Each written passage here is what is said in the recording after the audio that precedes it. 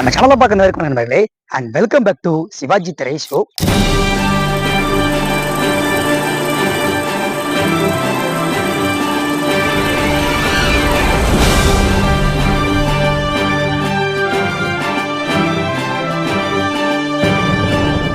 இந்த சிவாஜி திரை ஷோல கிட்டத்தட்ட பாத்தீங்க அப்படின்னா நம்ம 4 படங்களை பத்தி பேசியிருக்கோம். ஒரு மாசமா நம்ம வீடியோவே பண்ணலங்கிறது உங்க எல்லாத்துக்குமே தெரிஞ்சிருக்கும். அதுக்கான காரணம் என்ன அப்படின்றது நான் போன வீடியோல பேசியிருந்தேன். பட் இருந்தாலும் எஃபோர்ட் போட்டு இந்த ஷோல இன்னொரு வீடியோ கொண்டு வரும்ன்றதுக்காக இப்போ ரீசெண்ட் டைம்ல சிவாஜி சாரோட ஒரு படம் பார்த்தேன். அந்த படத்தை பார்த்து ரொம்ப பிடிச்சி போச்சு. ஓகே, அந்த படத்தை பத்தி நிறைய விஷயங்கள் பேசணும், அதை உங்ககிட்ட ஷேர் பண்ணணும், நம்ம இதை சிவாஜி திரை ஷோக்குள்ள கொண்டு வந்துடலாம் அப்படின்னு சொல்லிட்டு இன்னைக்கு எடுத்துட்டு வந்திருக்கேன். எந்த படம் அப்படின்னு சொல்லி பாத்தீங்க அப்படின்னா, சிவாஜி சார் 3 வேடங்கள்ல நடித்த ஒரு படம். அதுவும் இந்தியன் பிலிம் வரலாற்றிலே 13 நாள்ல எடுக்கப்பட்ட ஒரு படம் அண்ட் மெகா ஹிட்டான ஒரு படம், ஒரு காமெடி படம், பலே பாண்டியா படம்.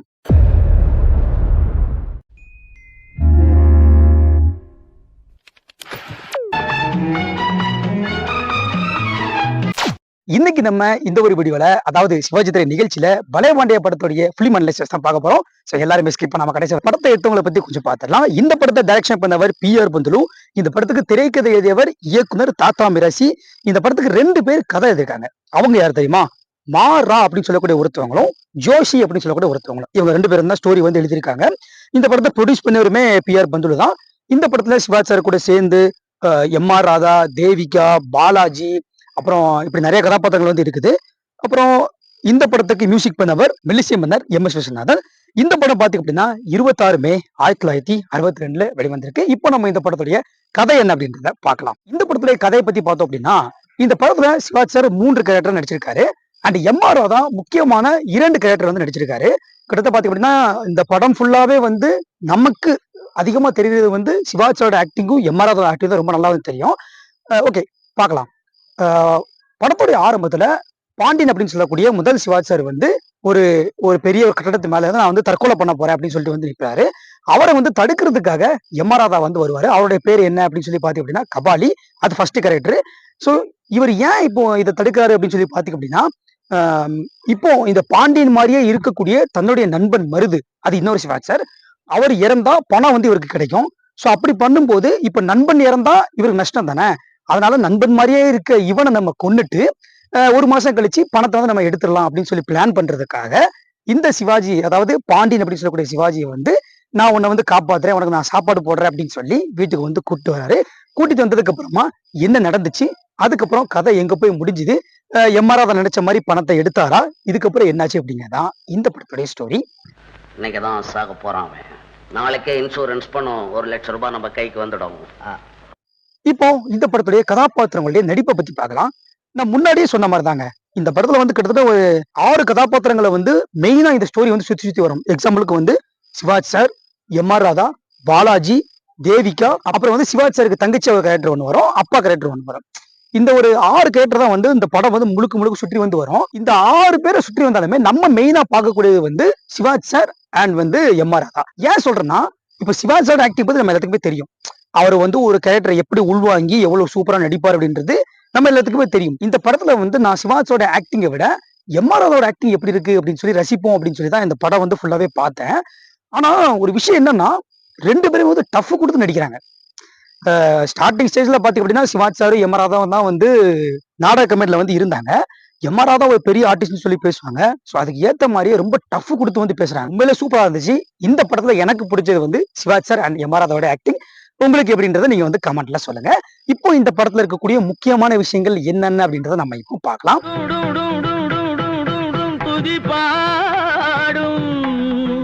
முன்னாடி அதிகமான டெக்னாலஜி இல்ல அப்படின்றதுனால இந்த மாதிரி டபுள் ஆக்ஷன், ட்ரிபிள் ஆக்ஷன் படங்கள் எடுக்கும்போது நிறைய காம்ப்ளிகேஷன்ஸ் அதுல இருக்கும். பட் இந்த படத்துல எப்படி கொண்டு வந்திருப்பாங்க அப்படின்னா, 2 சிவாஜி சாருமே ஒரே ஃப்ரேம்ல வர மாதிரி ஃபர்ஸ்ட் ஓப்பனிங்லேயே காட்டியிருப்பாங்க. யாரு? மருதும் பாண்டியனும் ஒரே ஃப்ரேம்ல வர மாதிரி காட்டியிருப்பாங்க. இது எப்படி வித்தியாசப்படுத்தி காட்டியிருப்பாங்க அப்படின்னு சொல்லி பாத்தீங்க அப்படின்னா, ஃபர்ஸ்ட் பாண்டியன் உட்காருவாரு, மருது எந்திரிச்சு போயிருவாரு. இந்த ஷாட் வரும். அதுக்கப்புறம் பாண்டியன் எந்திரிச்சு போனதுக்கு அப்புறமா கேமரா அப்படி ஒரே ஆங்கிள் தான் இருக்கும். அவர் எந்திரிச்சு போனதுக்கு அப்புறமா மறைஞ்சு போன மருது திரும்ப அப்படியே வருவார். இது எப்படின்னா, இவங்க கட் பண்ணி எடுத்திருக்காங்க தான், கட் பண்ணி தான் கண்டிப்பா எடுத்திருப்பாங்க.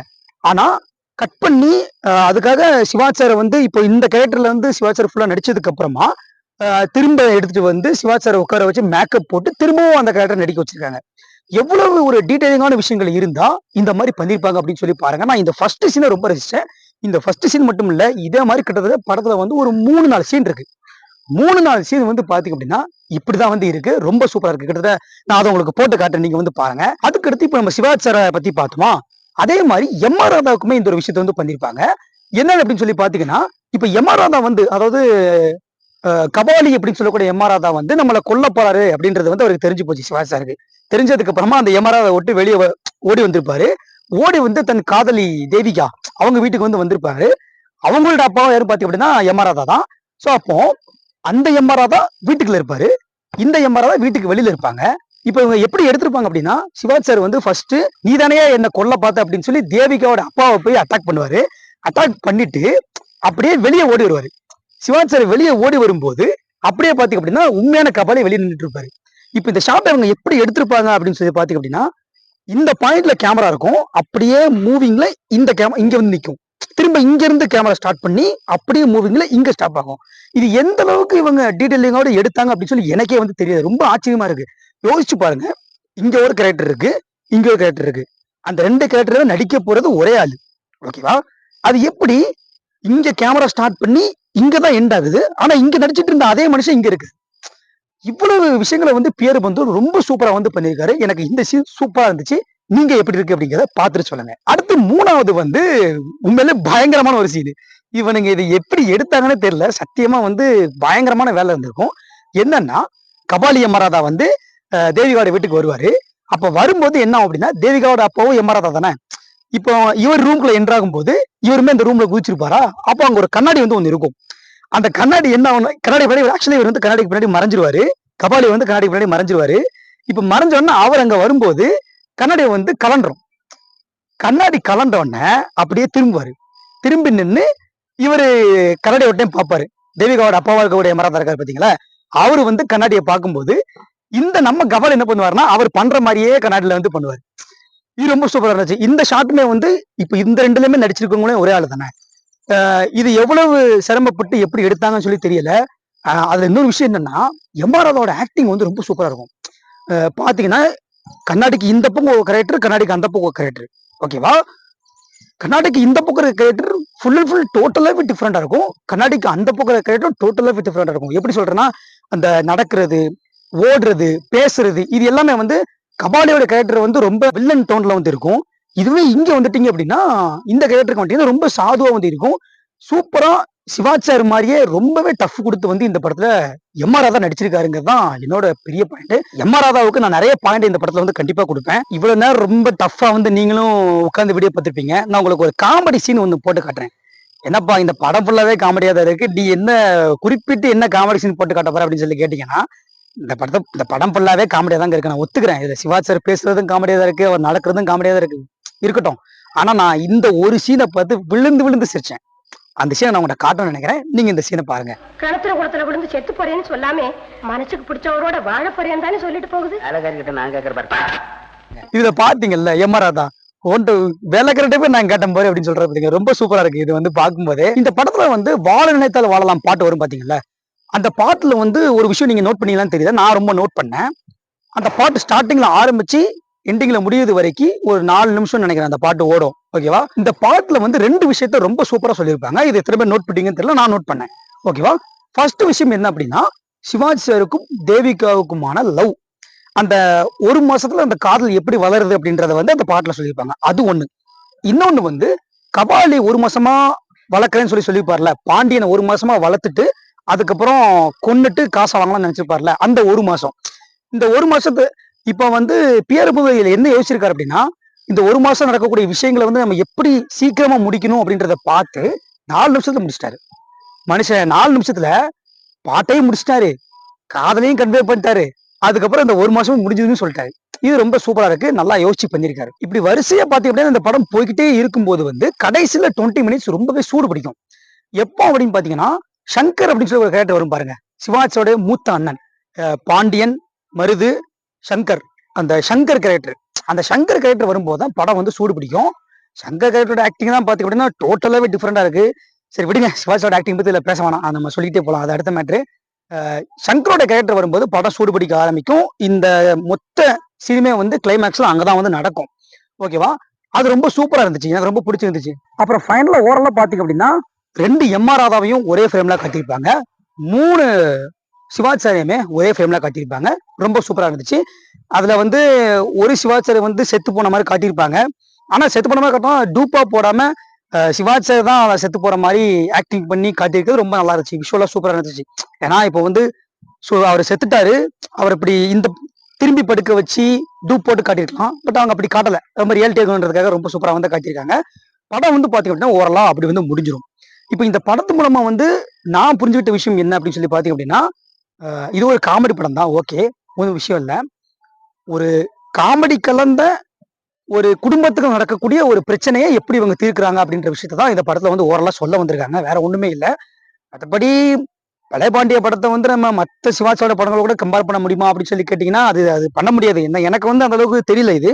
மேபி உங்களுக்கு தெரிஞ்சா சொல்லுங்க. ஏன்னா ஒரு கதை அப்படின்னும் போது வந்து ஒரு பாயிண்ட் இருக்கும்ல. இப்போ ஸ்டார்டிங்ல சிவாஜி எங்க ஆரம்பிக்கிறாரு, எந்த இடத்துல எமோஷனல் ஆகுது, எந்த இடத்துல கிளைமேக்ஸ் வருதுன்ற மாதிரி தான் நம்ம வந்து யோசிச்சுட்டு இருப்போம்.